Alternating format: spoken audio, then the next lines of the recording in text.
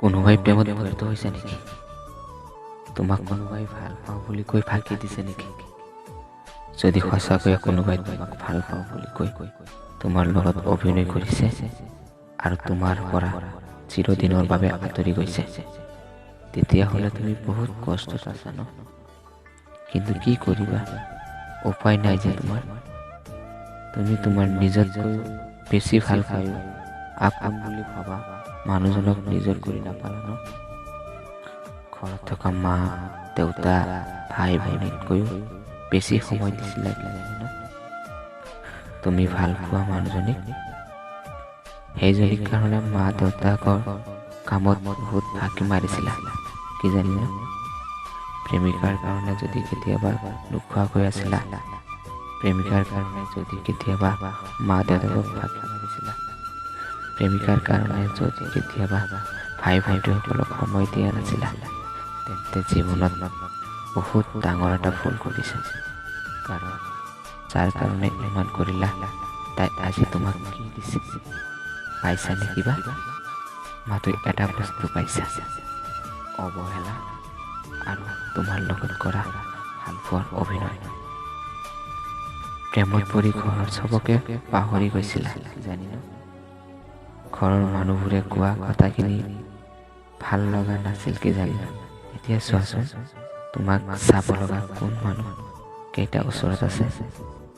আছে মাথো মা, দেউতা, ভাই আৰু ভনী, যাৰ কাৰণে চবকে পাহৰি গৈছিলা। বন্ধুসকল, এনেকুৱা ভাল নাপাবা যাৰ কাৰণে চব পাহৰিবা। আজিৰ যুগত ইমান সঁচা প্ৰেম ভাল পোৱা নাই। আজিৰ যুগত তাৰে কপাল ভাল যাৰ বহুত টকা আছে, যাৰ ৰূপ চেহেৰা ভাল, যাৰ কাৰণে তুমি বহুত সময় নষ্ট কৰিছিলা আৰু বহুত কষ্টও কৰিছিলা। নিজে খাই নাখাই মোবাইলটো ৰিচাৰ্জ কৰিছিলা, সময় নথকাতো মোবাইলটো চাৰ্জ কৰিছিলা তাইৰ লগত আৰু মেছেজত কথা পাতিবা বুলি। কিন্তু চব শেষ হৈ গ'ল ন তোমাৰ লাইফৰ পৰা। জীৱনত কেতিয়াও চিৰিয়াছ হৈ ভাল নাপাবা, কাৰণ বহুত কষ্টত ভুগিব লাগিব তোমাৰ। মিঠা মিঠা মুখৰ মাতত কেতিয়াও পগলা নহ'বা।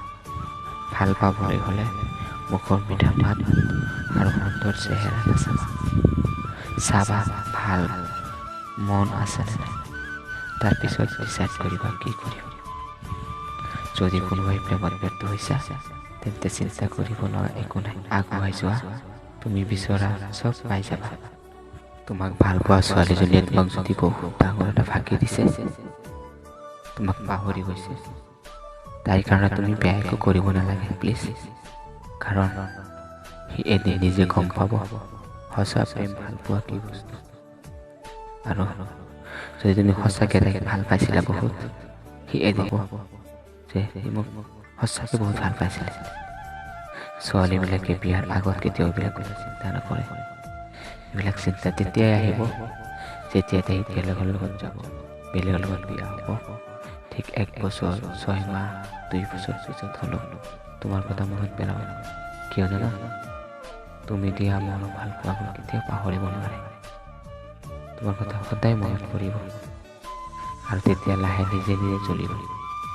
আৰু এটা কথাই ভাবিব, মই তাইক কিয় এৰি থৈ আহিলোঁ, কিয় তাইক মই ইমান কষ্ট দিলোঁ। আজি বুজি নাপালেও 1 বছৰ, 2 বছৰ, 5 বছৰ পিছত হ'লেও অলপ মনত পৰিব, যদিহে তুমি তাইক সঁচাকৈ ভাল পাইছিলা।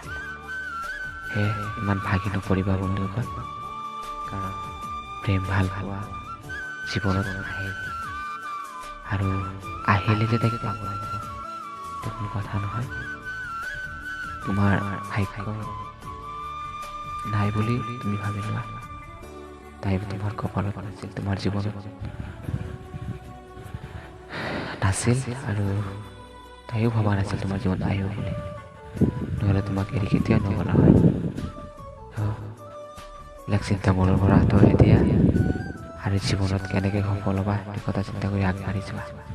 তুমি বিচৰা বস্তুখিনি তুমি নিজে পাই যাবা। সুন্দৰ হ'ব তোমাৰ ভৱিষ্যত।